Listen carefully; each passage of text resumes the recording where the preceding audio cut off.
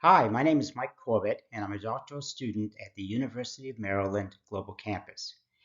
What I would like to do is take you through some research that I've recently completed on the topic of corporate social entrepreneurship.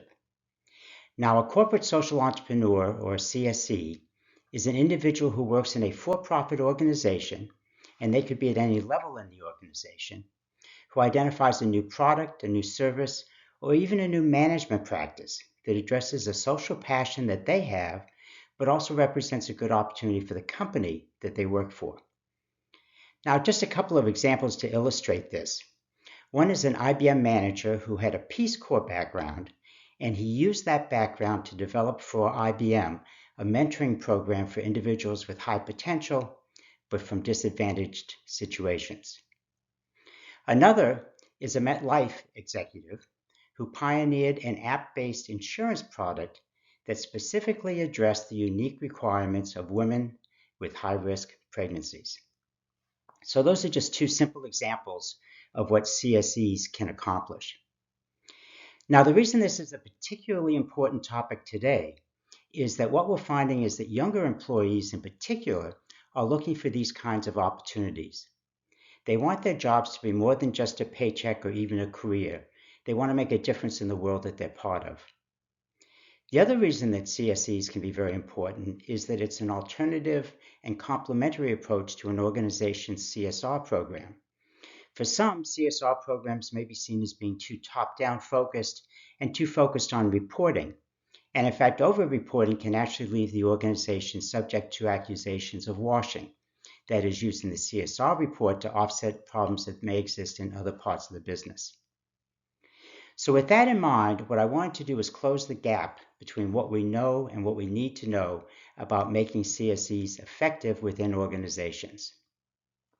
Now, to do my research, the first thing I needed to do was establish a theoretical framework to look at this problem through.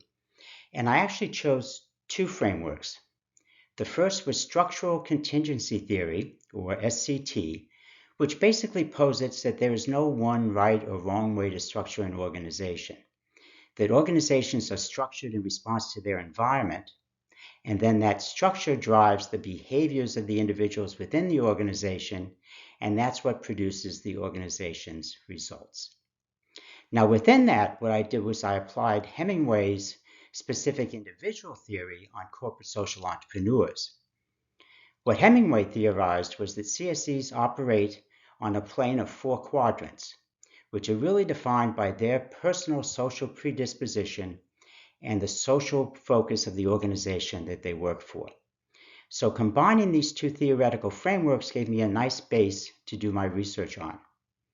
Now, the research method I employed is called a rapid evidence assessment.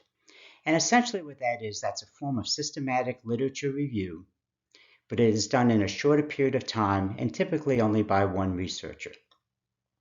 In this particular case, to do my review, I developed a search string.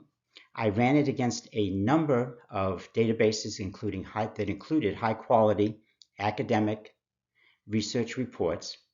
And then I used a very well-structured inclusion and exclusion criteria to get down to what ended up being 13 original research pieces that I could use to do my work on. Those 13 articles, 8 were qualitative studies, 5 were quantitative studies. I assessed them for both the method and the value of the findings that they produced. And I then coded them with Atlas TI. I developed 70 descriptive codes, which formed 7 categories, and ultimately 3 themes, which I'll talk about in a second. Because those themes drove my findings, and when I looked at the articles that drove each of the findings, I found that I could have a high confidence in my first 2 findings and a moderate confidence in my third finding because there were only a few articles that addressed this topic. So let me take you through my findings. The first one is that values empower, but it's the structure that enables.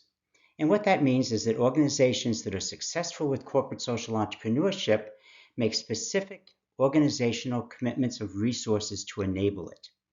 Sometimes those investments are even outside the organizations. They'll create foundations, or they'll support non-governmental organizations that are active in the areas that corporate social entrepreneurs might want to focus on. The other thing that they do is they consider decoupling the corporate social entrepreneur potentially from the line of business that they're part of in order to give them a little more space to develop the opportunity that they're pursuing.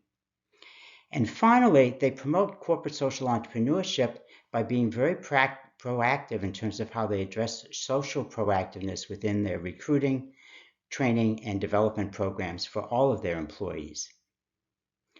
The next thing really is training. You find these people who are motivated, but they need training. They need skills to be successful.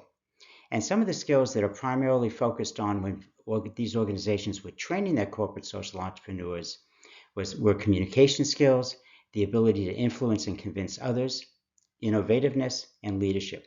These kind of skills are critical to corporate social entrepreneurs, and in fact, are very similar to the kind of skills that any good entrepreneur needs. Finally, what I found was that organizations that are successful recognize that success builds on success. And so they capture and report the activities of their corporate social entrepreneurs, and they use it to reinforce this type of approach within the organization.